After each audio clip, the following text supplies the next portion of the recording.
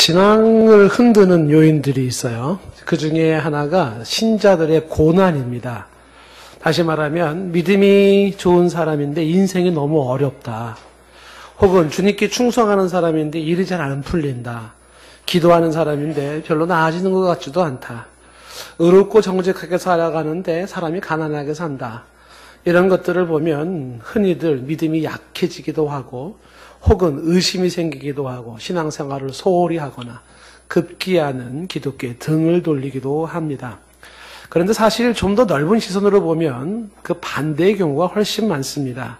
다시 말해서 좋은 신앙을 가진 사람이 인생이 잘 되고 먼저 주의 나라와 주의 의를 구하는 사람에게 삶의 모든 것이 더해지는 은혜도 있습니다. 기도하는 사람이 훨씬 인생이 안정적이고 행복하죠. 그리고 의롭게 정직하게 사는 사람이 결국은 더 잘 됩니다. 이게 훨씬 많아요. 그럼에도 불구하고 한시적일 수 있겠지만 혹은 부분적일 수도 있겠지만 왜 신실한 신자들이 고난을 당하는가 하는 이 질문을 갖게 됩니다. 거기에 대한 대답은요, 오늘 본문에서 분명히 말해줍니다. 그 이유는 자신을 의지하지 말고 하나님만 의지하게 하시기 위함입니다. 자신을 의지하지 말고 하나님만 의지하라. 오늘 이 내용을 좀 집중적으로 말씀을 드리고 싶은데요. 자, 오늘 이제 8절 말씀을 좀 보시면은요, 사도 바울 가족 일행들이 어떠한 삶을 살았는지를 말합니다. 형제들아, 고린도 교회를 향해서 형제들아 말하면서 우리가 아시아에서 당한 환난을 너희가 모르기를 원하지 아니하노니 라고 말을 합니다. 그러면서 심에 겹도록 심한 고난을 당했고 살 소망까지 끊어졌다는 이야기를 합니다.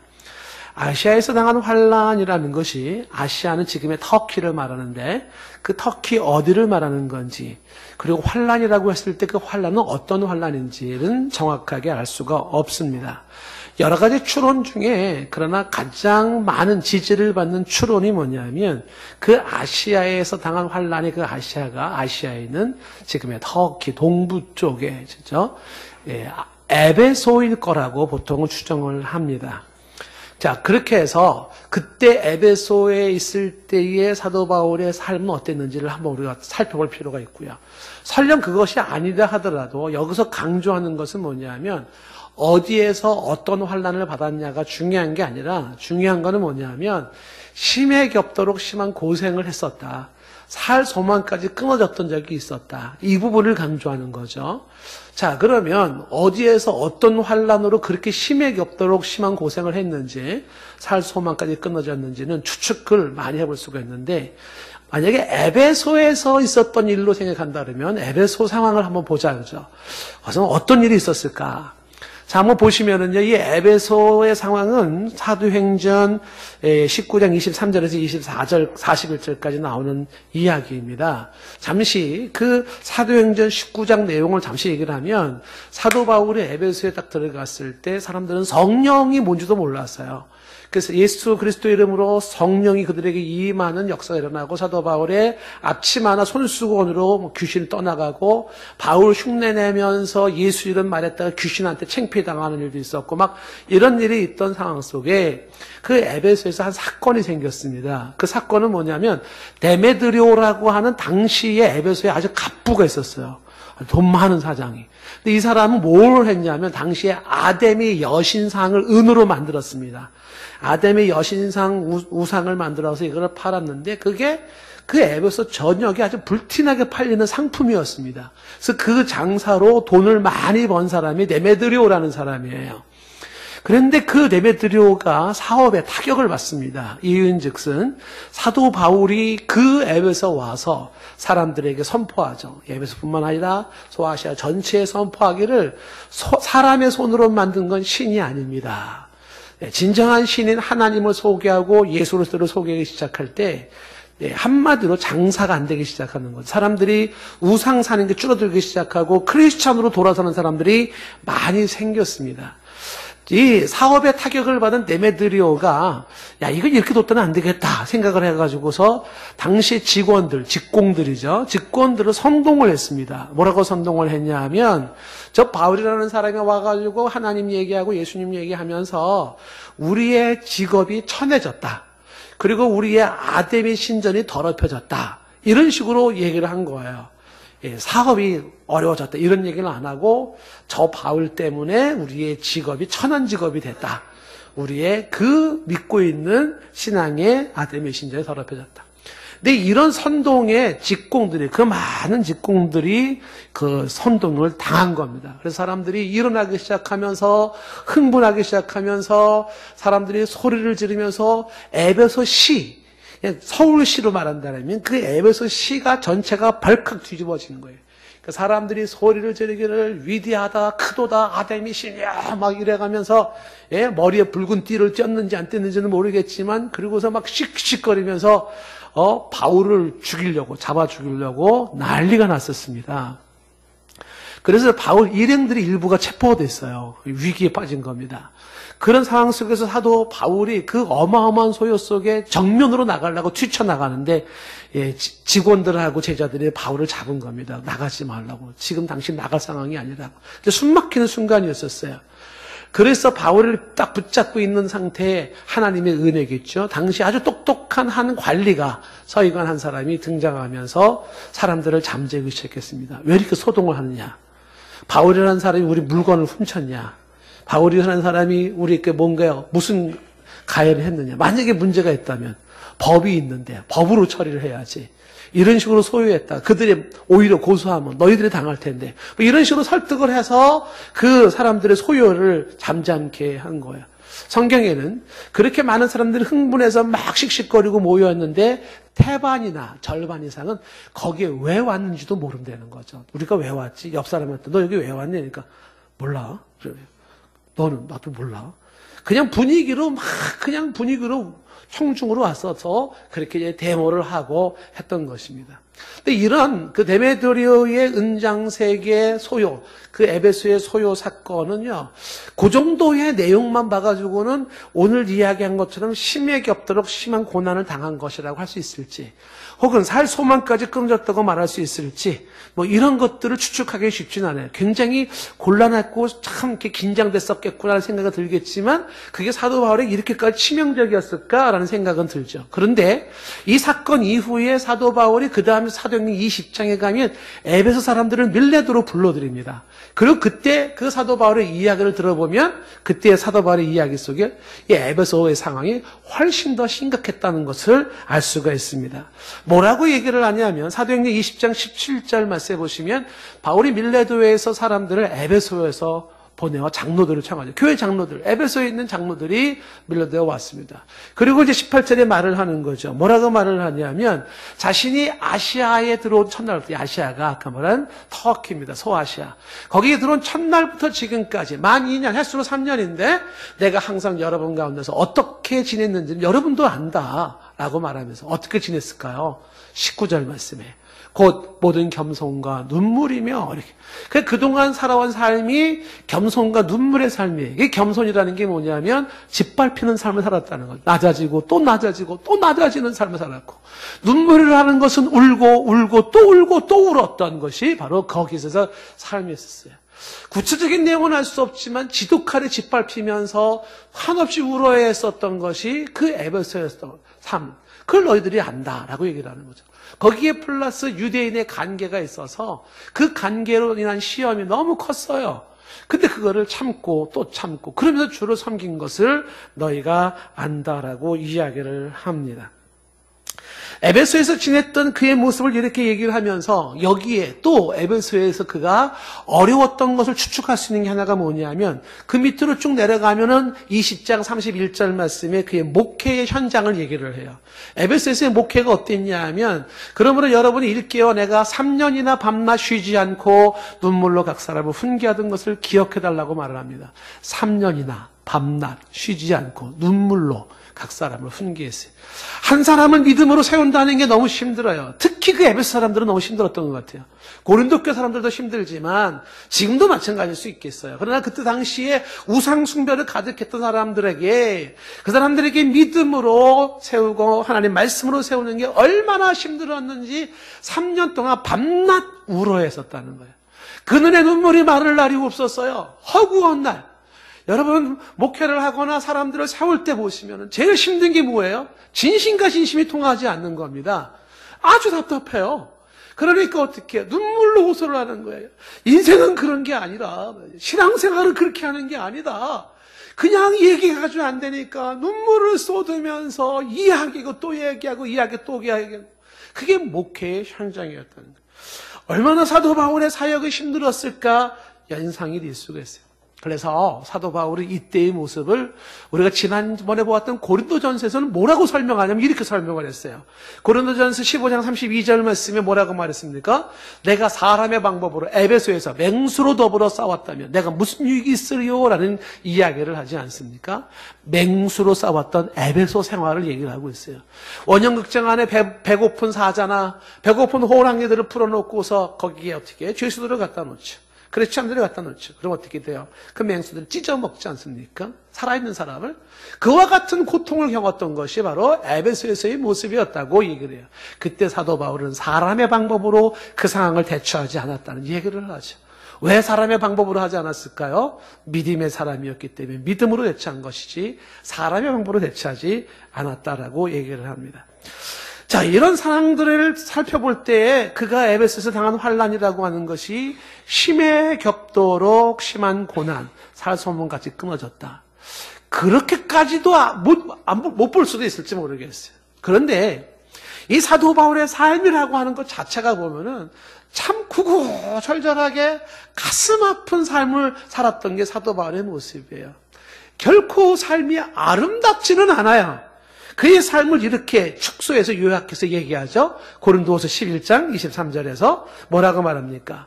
그들이 그리스도의 일꾼이냐 정신없는 말을 하거냐 나는 더욱 그러하다라고 말하면서 자신의 삶이 어떤 삶이었어요? 내가 수고를 넘치도록 했어요. 감옥에도 갇혔어요. 더 많이 감옥에 갇혔고 매도 수없이 맞았어요. 여러 번 죽을 뻔한 고비도 넘겼습니다. 사경을 헤매는 순간도 여러 번 있었다. 24절 말씀에 유대인들에게 40에 하나 감한 매 39대짜리 매를 5번 맞았다는 거죠. 40대 때리면 죽는다고 39대를 때려요. 그거를 5번 맞았어요. 그리고 25절에는 3번 태장을 맞았고 한 번은 돌로 맞았어요. 한 번은 배가 파손해가지고 바닷속에서 하루 종일 지내야 했었던 적도 있었습니다. 이게 사도 바울의 인생이에요. 이어지는 26절에는 여행을 하면서 강의 위험과 강도의 위험과 동족의 위험과 이방인의 위험과 시내 즉 도시의 위험과 광야 즉 시골의 위험과 바다의 위험과 거짓 형제 중의 위험 수많은 위험 danger 그 위험한 상황들이 그의 삶은 연속이었다는 거예요. 27절 말씀에 또 수고하며 애쓰고 여러 번 자지도 못하고 줄이며 목마르고 여러 번 굶고 춥고 헐벗어노라. 여러분 이게 크리스찬의 삶인데 예수 믿을래요? 이럴 줄 알았으면 내가 교회 오지 않은 건데 내가 왜 또 교회 가지? 혹시 이런 생각 드십니까? 아니 이게 예수 믿는 사람, 특히 믿음이 좋은 사람, 하나님의 일을 하는 사람, 기도 많이 하는 사람의 삶이 보면은요 너무 험한 인생을 살아가는 거예요. 근데 여기에다가 지금 오늘 고린도서 그 11장 28절 이어지는 말씀 보시면 뭐라고 되어 있냐면 이런 일들을 고사하고도 날마다 자기 속에 눌리는 일이 있는데 그게 뭐예요? 모든 교회를 위한 염려라고 얘기를 해요. 그게 무슨 얘기입니까? 이 땅에 교회들을 향한 염려가 있어요. 내가 세운 교회든 내가 세우지 않는 교회든 하나님의 교회가 잘 돼야 되는데 하나님의 교회가 잠들면 안 되는데 하나님의 교회가 깨어나야 되는데 하나님의 교회가 이 땅의 교회들이 서야 되는데 이 하나님의 나라에 대한 염려가 있었던 것이 내 교회뿐만이 아니라 이 땅의 지구상에 있는 모든 교회들이 깨어나야 되는데 1년에 대한민국에 3,000교회가 문을 닫는다는데 이 땅의 교회가 살아나야 되는데 저 아프리카 땅에 저 세계 하나님의 교회가 살아나야 되는데 그 염려가 자기를 누르고 있는 거죠. 그 인생을 그렇게 살았다는 거예요. 사도 바울이 자신의 환난의 삶을 이야기하면서 심해 겹도록 심한 고난을 당하고 살 소망까지 끊어졌다라고 하는 여기에 지금까지 얘기한 것 말고도 또 하나 그를 괴롭히는 게 하나가 있었어요. 그게 뭐냐면 병입니다. 자기 안에 질병이 있었던 거예요. 그 질병이 치료되기 위해서 하나님 옆에 기도를 했는데 하나님이 고쳐주지를 않아요. 자신의 손수건 가지고 사람들의 병은 치료한 줄은 모르지만은 정작 내 병을 치료하지 않는 하나님이 계셨다는 사실이죠. 그래서 바울은 평생의 육체의 가시로 자기를 찌르면서 고통 속에 살아 있었어요. 그때 사도 바울은 나의 질병을 치료하지 않는 하나님을 통해서 기가 막힌 걸 하나 배웠어요. 그 배운 내용이 오늘 우리가 말하고자 하는 내용과 또 일맥상통한 내용입니다. 그 고통 속에서 배운 게 뭐냐면 고린도후서 12장 7절 말씀 보시면 이렇게 되어 있어요. 여러 계시를 받은 것이 지극히 크므로 너무 뭐하지 않게 하시려고, 자만하지 않게 하시려고 내 육체에 가시를 주어서, 육체의 가시, 내 몸을 찔러요. 질병입니다. 그 질병이 어떤 사람은 간질병이라고도 보고 어떤 학자들은 안질병이라고도 하고 뭐 수많은 그 현해가 있는데 정확하게 알 수 없지만 육체의 가시, 여러분 몸이 아프신 분들 계시지 않습니까? 그 아픔의 통증이 발할 때 어떻게 돼요? 힘들지 않습니까? 너무 아프잖아요. 그게 육체의 가시예요. 그걸 다른 말로 사탄의 사자라고까지 표현합니다. 나를 괴롭히는 사자예요. 근데 이것을 왜 주셨나 주께서? 뭐라고 되어 있어요? 이는 나를 치시는 하나님이죠. 나를 쳐서 뭐하게 하지 않게 하시려고, 너무 자만하지 않게 하려 하심이라. 자만하지 않게 하려 하시려는 하나님의 의도하심이 있었다고 이야기를 하는 것입니다. 이어지는 8절 말씀에 사도 바울이 이것이 내게서 떠나가기 위해서 3번이나 주께 간구했어요. 이 3번은 딱 3번을 말하는 게 아니라 계속해서 그런 뜻이에요. 반복해서 주께 기도했습니다. 하나님 너무 힘드니까 이 고통 좀 떠나가게 해주세요. 이 아픔 좀 떠나가게 해주세요. 기도했어요.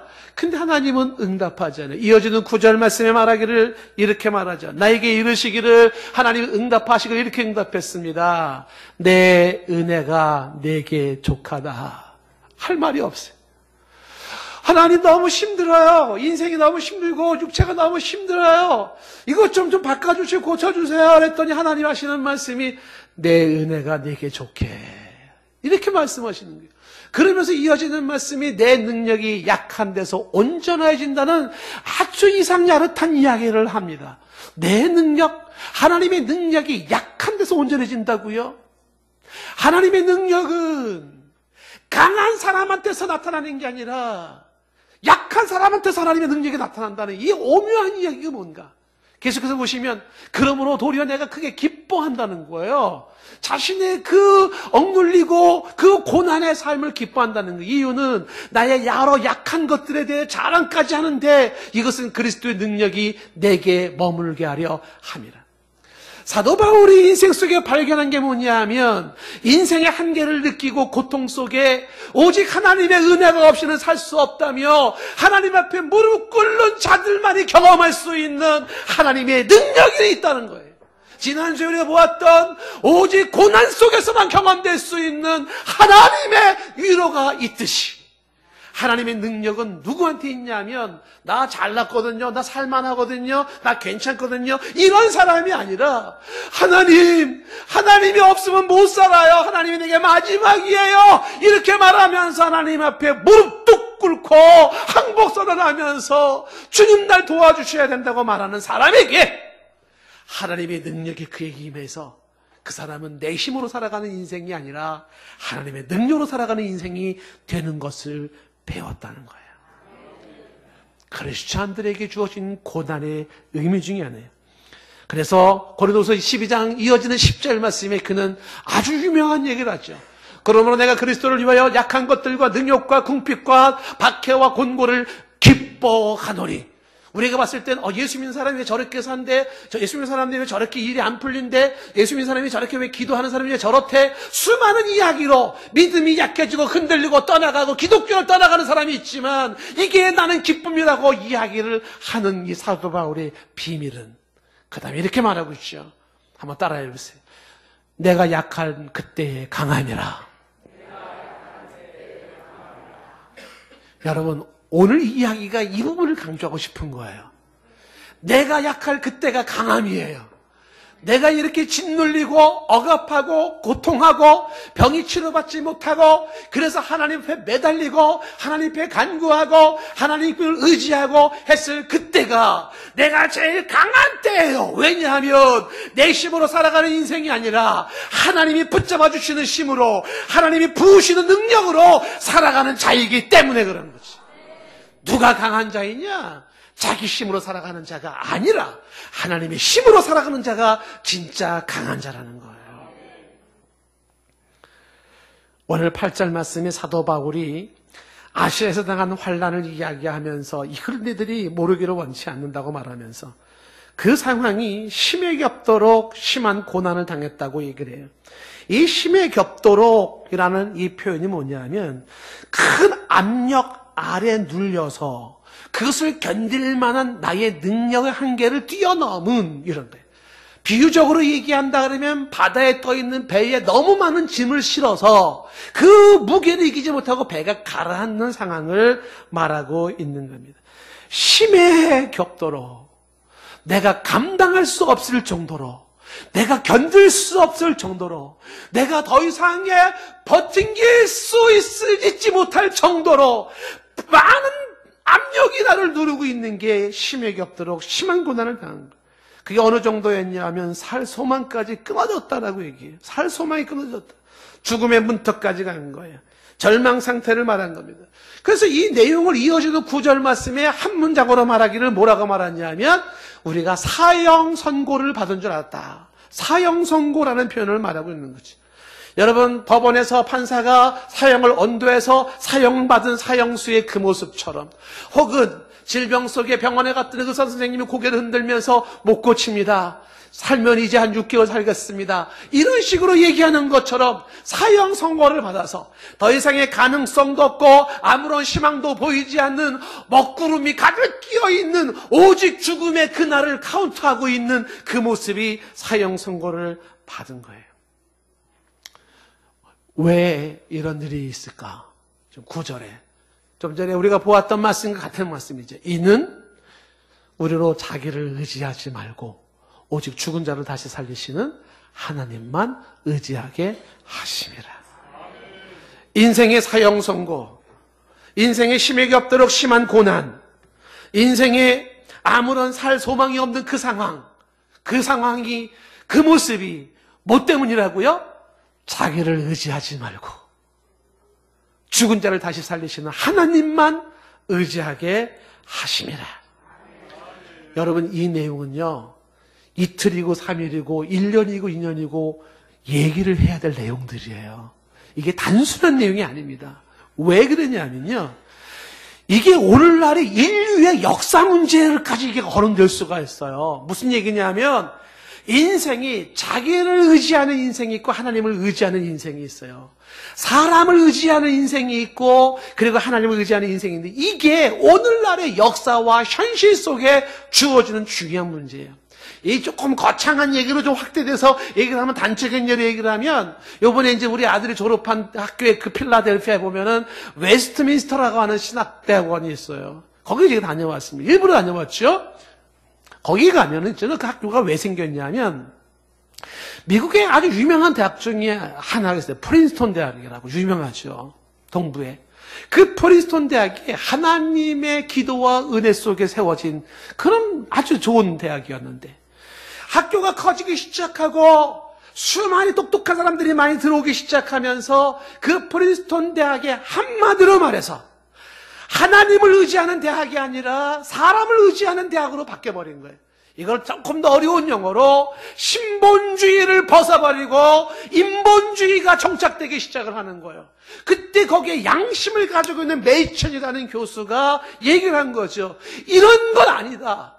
우리가 이렇게 살 수도 없고 학교가 이렇게 운영될 수 없고 이런 인본주의로 학생들을 가르칠 수가 없다. 우리는 신본주의로 하나님 중심의 학문을 가르쳐야 된다고 얘기했다가 잘리는 거예요. 그만큼의 대세는 어떻게 됐냐 하면 인본주의가 판을 치기 시작해요. 인본주의. 그래서 이 메이첸 교수가 뜻있는 교수들 학생들이랑 50명이 나와가지고 필라델피아에다가 웨스트민스터 신학교를 세우고 거기서 세워서 그 메이첸이라는 사람한테 공부한 사람이 오늘날 한국의 신학대학을 대표적인 걸 2개를 세웠어요. 그 중에 하나가 김재준 박사가 세운 학교와 박형룡 박사가 세운 학교가 오늘날 한국에도 2개로 파가 나누어진 신학대학. 그걸 크게 보면은 그 크게로 나눠진 2개가 핵심이 뭐냐면 신본주의와 인본주의의 차이예요. 학문을 할 때, 신학을 할 때 인본주의로 신학을 할 거냐, 혹은 신본주의로 신학을 할 거냐. 이거는요, 세계 정세뿐만 아니라 역사 속에 아주 중요한 문제입니다. 사람을 의지하는가, 사람이 중심이 되어 있는가, 아니면 하나님을 의지하는가, 하나님이 중심이 됐는가, 이 문제 속에서. 사도 바울이 큰 고난 속에서 배운 것. 심해 격도로 고난이 주어지고 살 소망까지 끊어져 사형 언도를 받았을 때에 그가 배운 것. 사람은 사람의 힘으로 살 수 없다는 거예요. 사람은 하나님의 힘으로 산다는 거 배운 거예요. 이거에 굉장히 중요한 의미를 말씀합니다. 오늘날에도 많은 사람들이 자신의 능력을 강조하고 자신의 지식과 자신의 생각과 자신의 학식과 자신의 경험과 자신의 부와 돈과 경력과 빽과 권력을 의존하는 사람들이 있습니다. 혹은 그렇지 않더라도 하나님을 벗어버린 사람들 중에는 인간이 말이지, 인간의 자기 의지로 살아가는 그 의지적인 인간이 얼마나 멋진 인간이냐고 찬양하는 무신론자들도 있습니다. 그러나 또 한 부류의 사람은 그렇게 살았더니 아니라는 거죠. 인간은 한계가 있고 인간은 연약하고 인간은 무능하여 인간이 절대적일 수 없음을 깨닫고 오직 하나님의 은혜로 살고 하나님의 능력으로 살아간다며 하나님을 인정하는 사람들이 있다는 거죠. 이 모습이 오늘 강조점 중에 하나인 것입니다. 좀 전에 자기 몸에 병이 있었을 때 하나님께서 내 병을 고쳐달라고 그러니까 내 은혜가 내게 족하다고 말씀하시면서 뭐라고 말했습니까? 네가 약할 그때에 강하라. 내가 하나님의 능력은 약한 데서 온전해진다는 얘기를 했지 않습니까? 하나님 앞에 무릎 꿇을 줄 아는 사람, 하나님께 매달릴 수 있는 사람, 하나님을 의지하는 사람, 오직 그 사람만이 하나님의 은혜와 능력으로 강해진다는 건데, 이것이 창세기서부터 성경에 전체 흐르고 있었던 메시지가 아닙니까? 성경의 수많은 사건 이야기들이 다 뭐예요?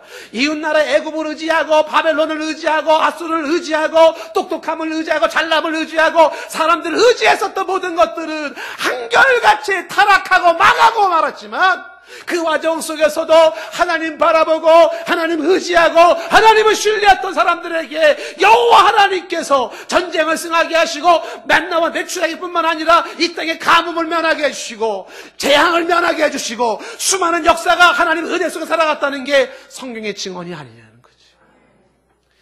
나는 어떠한 자세로 인생을 살 것인가?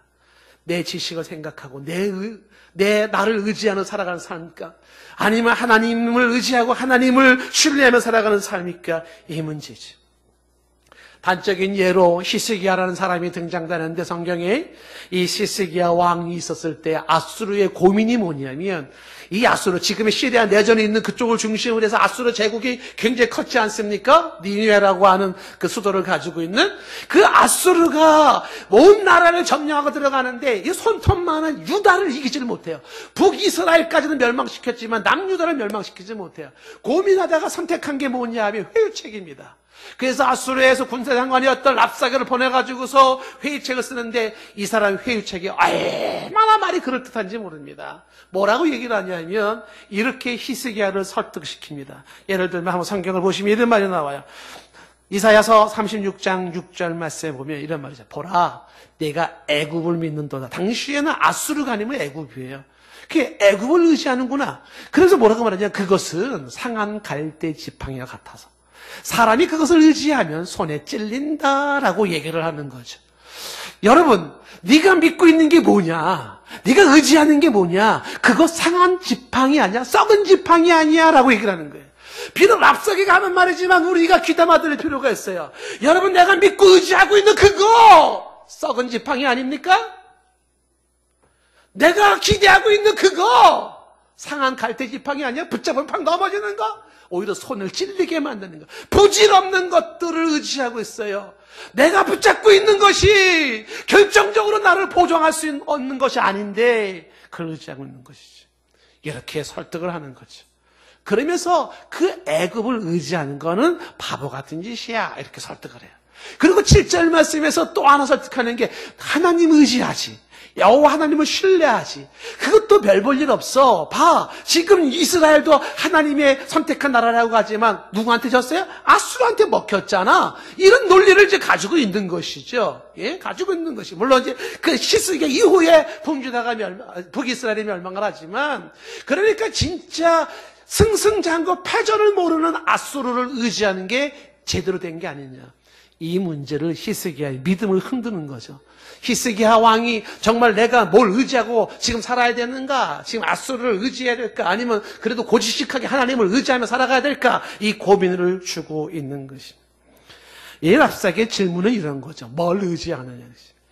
너네 나라는 뭘 의지하고 있는가? 너의 인생은 뭘 의지하고 살아가느냐? 이거를 묻고 있는 것입니다. 이 비슷한 장면이 다윗과 골리앗 장면 속에서는 아주 재밌게 묘사되고 있습니다. 여러분 성경에 보시면은 여러분 집에 가서 사무엘상 17장을 한번 처음부터 쫙 읽어보시면요. 아주 은혜가 많이 돼요. 그 어린 소년이었던 이 다윗은 어릴 때부터 좋은 걸 배웠습니다. 그 좋은 게 뭐냐면 하나님을 의지하는 법을 배웠어요. 이게 다윗의 큰 재산입니다. 어느 날 아버지의 심부름 가지고 전쟁터에 나갔어요. 전쟁에 나갔는데 형들에게 물건을 전달해 주러 갔더니 이게 꼴이 아닌 거예요. 보니까 하나님을 믿지 않는 블레셋 사람인 이 골리앗을 앞에 세워놓고서 하나님 믿는 사람을 비웃기 시작하는 거죠. 야, 니네 하나님 어디 있냐? 막 비웃기 시작하는 모습이 가관인 거예요.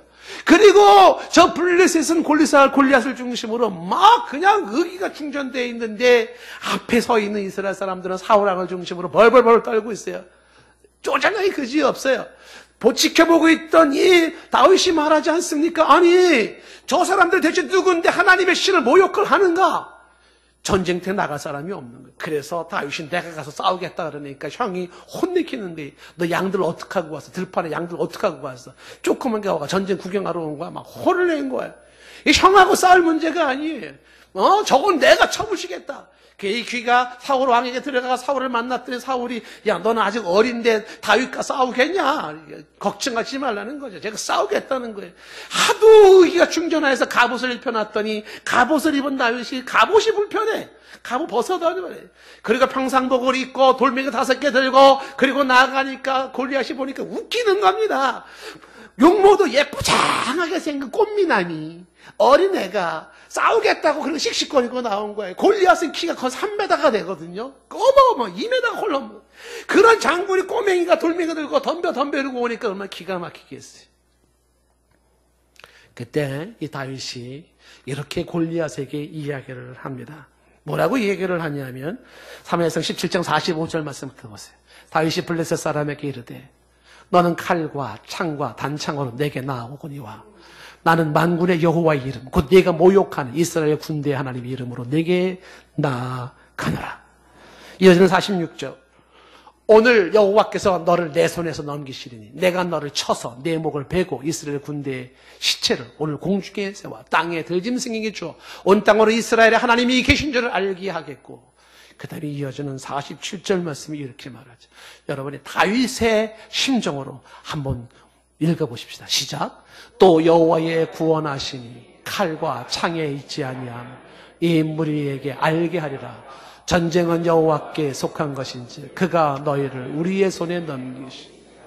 어릴 때부터 배웠던 것이 다윗의 모습이 이거 아닙니까? 여호와의 구원하심은 칼과 창에 있지 않아요. 지금으로 말하면 여호와의 구원하심은 무슨 첨단 비행기에 무슨 핵폭탄에 이런 데 있지 않다라는 거예요. 그걸 전적으로 무시하라는 얘기가 아니에요. 중요한 것은 뭐냐 하면 그보다 훨씬 더 중요한 게 있다는 거죠. 여호와의 구원하심은 군사적 무기에 있지 아니하고 그것을 이 무리로 알게 하겠다고 전쟁은 여호와께 속한 것인데 그가 하나님이 너희를 우리 손에 넘기시겠다고 말씀했어요. 다윗이 사울을 설득시킨 것도 이것이에요. 사울이 너는 안 되라고 말할 때 왕이 그런 말 하지 마십시오. 내가 들판에서 양을 칠 때 곰이 와서 양을 훔쳐가고 사자가 와서 양을 훔쳐갈 때 내가 쫓아가가지고서 그 사자 사자가 입을 벌리고 수염을 잡고 입속에 들어있는 곰을, 새끼 양들을 꺼집어내고 곰을 쳐서 물리치고 빼서 깨어나왔다는 거예요. 이 다윗이 무슨 헬스클럽 잘 다녀가지고 근육질이 좋아서가 아니겠죠. 하나님께서 그렇게 하셨다고 고백을 하는 것이 이 골리앗 싸움에서도 그대로 나와 있는 것입니다. 성경 전체에서 말하고 있는 게 뭐냐면 누구를 의지할 것인가, 그리고 무엇을 의지하느냐에 대해 결과가 어떠하냐는 것을 강조하는 것입니다. 우리가 많이 보았던 시편 146편 3절 말씀에 귀인들을 의지하지 말며 도울 힘이 없는 인생도 의지하지 말지니 그의 호흡이 끊어지면 흙으로 돌아가서 그날에 그의 생각이 소멸되리로다. 46장 5절 말씀, 야곱의 하나님을 자기 도움으로 삼으며 여호와 자기 하나님에게 자기의 소망을 두는 자가 복이 있도다. 사망 선언을 받았을지라도 그 사망에서 건지시는 이가 누굽니까?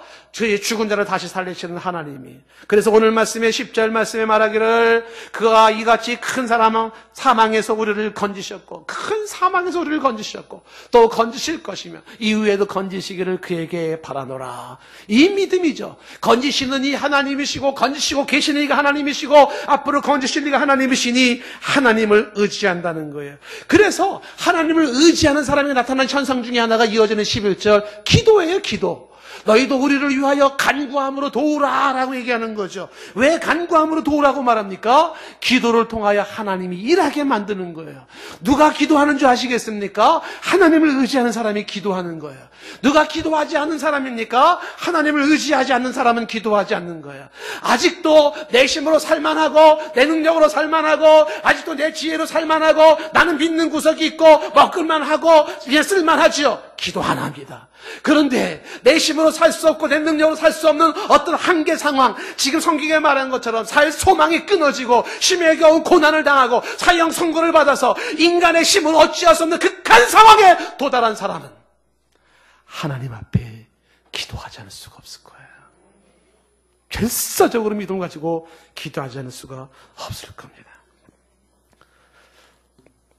하석봉 집사님이 사고를 당했다는 이야기를 듣고요. 제가 어젯밤에 교회 밤에 혼자 저 뒤에 가만히 앉았어요. 주님이 나를 강력하게 교회로 지금 인도하심을 느낀 너무나도 간절한 모습으로 제 마음속에 정말 강력하게 성령께서 기도해라, 기도해라, 기도해라 하는 거예요. 저에게. 그래서 제가 기도했습니다. 하나님께 기도했어요. 기도는 간단해요. 하나님 살려주십시오. 살려주셔야 됩니다. 아직은 주께서 부르실 그때는 아닌 것 같은데 너무 강력하게 하나님께서 내 마음을 푸시를 하는 걸 느꼈어요. 그래서 하나님께 기도했습니다. 그 간절하게 기도를 드리고 집에서 잠을 자는데 어젯밤 꿈에 또 하집사님 꿈을 또 꾼 거예요. 너무 선명하게. 꿈에 동산교회 몇 분, 집 이름을 제가 안 되겠습니다. 신뢰가 될 것 같아서. 그 몇 사람 지금 있어요. 딱 지금 몇몇 사람이. 저에게 꿈에 나타나가지고 하는 말이 목사님, 하집사님 소망이 없대요. 지금 끝났답니다. 이런 얘기를 하는 거예요. 제가 충격을 먹어서 꿈속에서도. 깼습니다. 그리고 교회 와서 오늘 아침에 부인되는 최명숙 권사님에게 전화를 걸었어요. 밤새 무슨 소식이 어떻게 됐냐. 중환자실에서 들어가지도 못하고 상황도 알 수가 없다는 거죠. 그래서 좀 그때 상황이 있으면 좀 알려달라고 그리고 전화를 끊었습니다.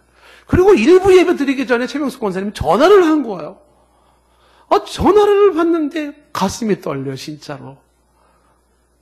조금 전에 전화 통화하고 얼마 한 10여 분 지난 다음에 전화가 왔어요. 전화를 받았습니다.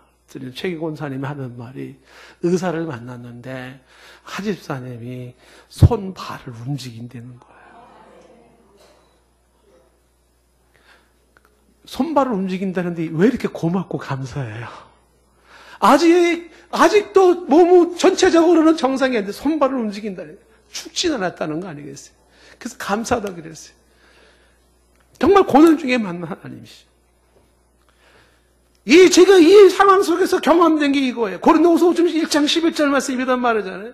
너희도 우리를 위하여 간구함으로 도우라. 이는 우리가 많은 사람의 기도를 얻은 은혜로 말미암아 많은 사람이 우리를 인하여 감사한다는 게 뭐예요? 이게 기도해 준 사람이, 중보기도 해준 사람이 그 기도 응답으로 인하여 감사하는 거예요. 제가 감사를 하더라고요. 제가 하나님 앞에 감사했어요. 하나님 감사합니다. 여러분 중보 기도해준 사람이 감사의 응답을 위해서. 여러분 인생 속에서 가장 큰 위로와 힘이 뭐예요? 기도하는 거 아니겠습니까? 누군가를 항상 가장 크게 밀어줄 수 있는 힘이 뭡니까? 기도해주는 거예요. 왜? 하나님이 일하시기 때문에 그런 거죠. 지금도 인류와 역사는, 저와 여러분의 인생은 두 갈래 속에서 고민하고 갈등할 겁니다. 뭐를 해요? 사람 중심, 하나님 중심에서 사람을 의지할 것인가 하나님을 의지할 것인가에 대한 이 고민은 역사의 고민이고 전 사회의 고민이고 우리 인생의 고민이에요. 사람을 의지할까 하나님을 의지할까, 지금 저와 여러분들은 그 기로에 서 있습니다. 그런데 그 많은 사람들, 수많은 사람들이 사람을 의지하지 않냐고 하나님을 의지했던 수많은 사람들은 어디서 그걸 배웠냐 하면 살 소망까지 끊어지는 사형 선고를 받은 상황에서 그거를 배우더라는 거예요. 심해 겹도록 심한 고난을 받은 자만이, 살 소망까지 끊어졌던 자만이, 자신의 지성을 자랑하고 자신의 잘남을 자랑했던 대학교 교수와 장관을 했다 할지라도 죽어가는 딸내미 하나 구출하지 못할 때 무릎을 꿇는 거 아니었습니까? 무릎을 꿇어요. 나의 지성이, 나의 그 잘난 학식이 죽어가는 딸내미를 위해서 할 수 있는 게 아무것도 없다는 거 아닙니까? 극한 고난의 사형 선고 같은 환경 속에서 인간은 항복하는 법을 배우기 시작하고, 그동안은 자기 잘난 맛에 살았지만 그리고 하나님 도와주셔야 됩니다. 하나님 은혜가 없이는 살 수가 없습니다. 라고 말을 한다는 것입니다. 오늘 저는 설교 말씀을 드리면서 사형 선고라는 끔찍한 제목을 담았어요. 왜 하나님께서 이런 삶을 경험하게 하실까? 이유는 분명했습니다. 자신을 의지하지 말고 죽은 자를 다시 살리시는 하나님만 의지하게 하려 하십니다. 오늘 말씀을 맺습니다. 여러분, 오늘 특별히 9절 말씀을 주목해 보십시오. 우리는 우리 자신의 사형 선고를 받은 줄 알았으니 이는 우리로 자기를 의지하지 말고 오직 죽은 자를 다시 살리시는 하나님만 의지하게 하심이라. 주를 의지하는 인생이기를 원합니다.